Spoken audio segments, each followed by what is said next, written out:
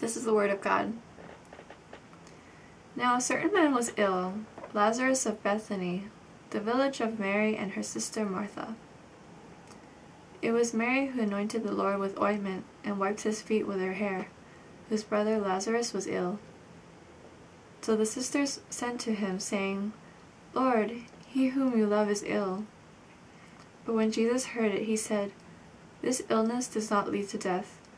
It is for the glory of God, so that the Son of God may be glorified through it. Now Jesus loved Martha and her sister and Lazarus. So when he heard that Lazarus was ill, he stayed 2 days longer in the place where he was. Then after this he said to the disciples, Let us go to Judea again. The disciples said to him, Rabbi, the Jews were just now seeking to stone you, and you are going there again? Jesus answered, Are there not 12 hours in the day? If anyone walks in the day, he does not stumble, because he sees the light of this world. If anyone walks in the night, he stumbles because the light is not in him. After saying these things, he said to them, Our friend Lazarus has fallen asleep, but I will go awaken him. The disciples said to him, Lord, if he has fallen asleep, he will recover. Now Jesus had spoken of his death, but they thought that he meant taking rest and sleep. Then Jesus told them plainly, Lazarus has died, and for your sake I am glad that I was not there, so that you may believe. But let us go to him.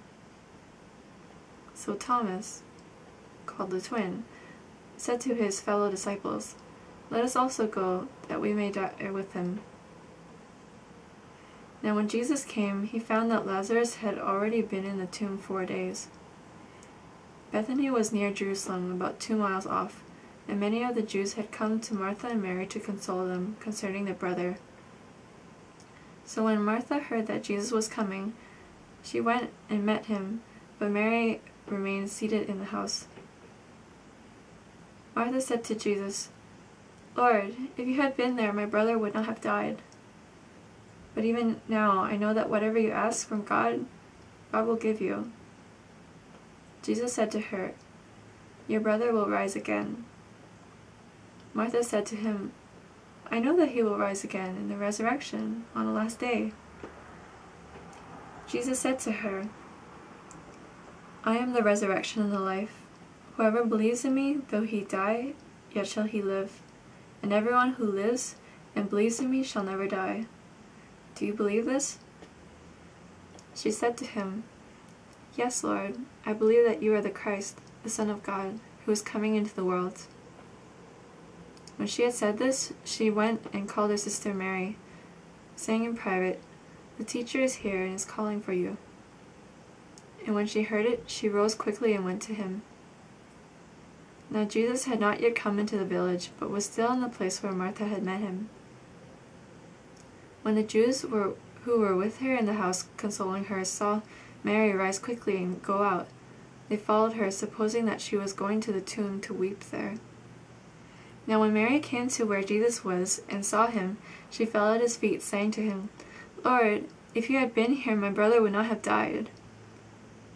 When Jesus saw her weeping, and the Jews who had come with her also weeping, he was deeply moved in his spirit and greatly troubled. And he said, Where have you laid him? They said to him, Lord, come and see. Jesus wept. So the Jews said, See how he loved him. But some of them said, Could not he who opened the eyes of the blind man also have kept this man from dying? Then Jesus, deeply moved again, came to the tomb. It was a cave, and a stone lay against it. Jesus said, Take away the stone.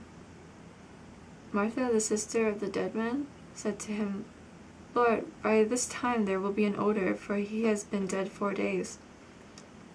Jesus said to her, Did I not tell you that if you believed, you would see the glory of God?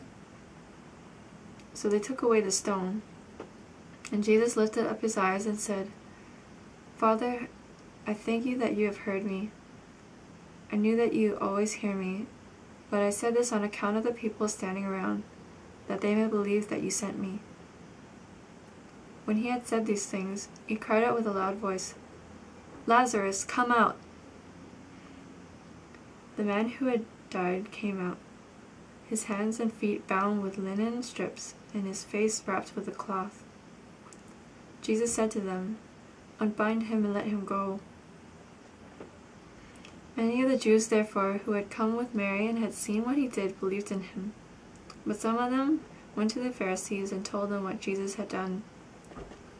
So the chief priests and the Pharisees gathered the council and said, "What are we to do? For this man performs many signs. If we let him go on like this, everyone will believe in him, and the Romans will come and take away both our place and our nation." But one of them, Caiaphas, who was high priest that year, said to them, "You know nothing at all, nor do you understand that it is better for you that one man should die for the people, not that the whole nation should perish." He did not say this of his own accord, but being high priest that year, he prophesied that Jesus would die for the nation, and not for the nation only, but also to gather into one the children of God who are scattered abroad. So from that day on, they made plans to put him to death.